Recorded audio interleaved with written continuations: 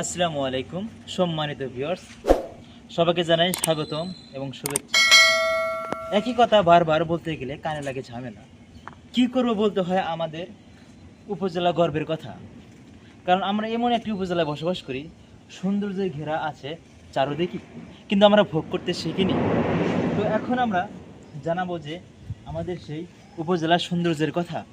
এখন দেখতে পাচ্ছেন যে আমি এমন একটি স্থানে আছি, যে স্থানটি দাঁড়িয়ে দেখিলে সৌন্দর্যে ভরপুর, মনটা যায় ভরে। ঠিক চারপাশে বিল্ডিংয়ের মতো। আপনারা অনেকে মনে করছেন যে আপনি কোথাও শহরে গিয়েছেন। না, আমি কোনো শহরে আসিনি, আমি একটি সেই স্থানে এসেছি, আমাদের সেই গর্বের স্থান, সেটা হচ্ছে রাজীবপুর উপজেলা।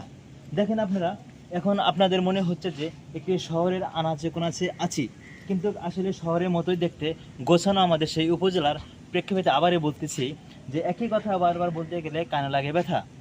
ঠিক আপনারা জানেন যে আমাদের এই রাজীবপুর উপজেলার মধ্যে যতটুকু ভবন আছে, প্রত্যেকটি ভবনে এবং সাজানো এবং গোছানো। সেই গোছানো প্রেক্ষাপটে আজ আমাদের এই উপর থেকে দৃশ্য ধারণ করে দেখাবো আপনাদের। এখানে ভবনের সাথে সাথে গাছপালা এবং অন্য অন্য অন্য অন্য বিষয়াদি কীরকমভাবে সাজানো রয়েছে। আশেপাশে আপনাদের দেখতে পাচ্ছেন যে আমাদের এই রাজীবপুর উপজেলায় খুব একটি গরিব এবং দরিদ্র এলাকা, তবুও মন ভরা আনন্দ নিয়ে। যদিও আমাদের এই রাজীবপুর এলাকা খুবই একটি দরিদ্র এবং গরিব এলাকা, আমরা দরিদ্র একটি কারণে রয়ে গেছি, আমাদের মনে আছে অনেক ভরসা এবং আশা। যদিও আমরা পাই না কোনো মিল ফ্যাক্টরি এবং অন্যান্য কাজের কোনো ভরসা, যদি আমাদের এই কাজের ভরসা এবং আমাদের কাজের কর্মসংস্থান বৃদ্ধি করা যেত, আমাদের মনে হচ্ছে যে আমাদের 64 জেলার মধ্যে আমাদের রাজীবপুর উপজেলা এগিয়ে থাকতো।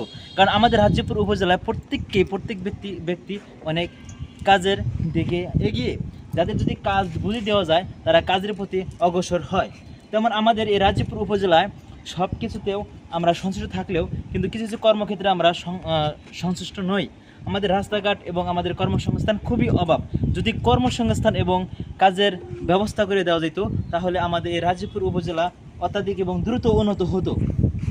সেই সাথে বলে যাচ্ছি যে আমাদের এই ভিডিওর মাধ্যমে আমরা প্রচার করতে চাই আমাদের রাজীবপুর উপজেলাকে একটি কর্মসংস্থানের স্থান দ্রুত বাড়িয়ে তোলার ব্যবস্থা করা হোক।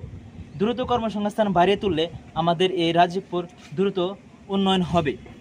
সেই সাথে বলতে যাচ্ছি যে আমাদের যে আমরা অনেক বেকার, আমাদের একটি কর্মসংস্থান এবং আমাদের কাজের সংস্থা এবং দক্ষতা কারিগর ধারা একটি আমাদের কেন্দ্র তৈরি করা এবং আমাদের একটা সেক্টর তৈরি করা উচিত, যে সেক্টরের মাধ্যমে আমরা বিভিন্ন কিছু শিখতে পারবো। শুধু আমরা আমাদের এই উপজেলায় আমাদের ব্যবসা তারা শুধু কৃষক নির্ভরশীল, তারা কৃষিকাজেই।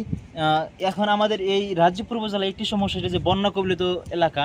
এখানে বন্যার কারণে আমাদের এই কৃষক মা বাবা বা এবং আমাদের আত্মীয় স্বজন বা পরিবার সবাই এই কৃষির ক্ষেত্রে নির্ভরশীল থাকার কারণে আমাদের বন্যায় আমাদের প্রতি বছর অত্যাধিক ক্ষতি করে, যে কারণে আমরা লাভবান হতে পারি না এবং আমাদের কৃষি মাধ্যমে সেরকম কোনো আয় উৎস আসে না।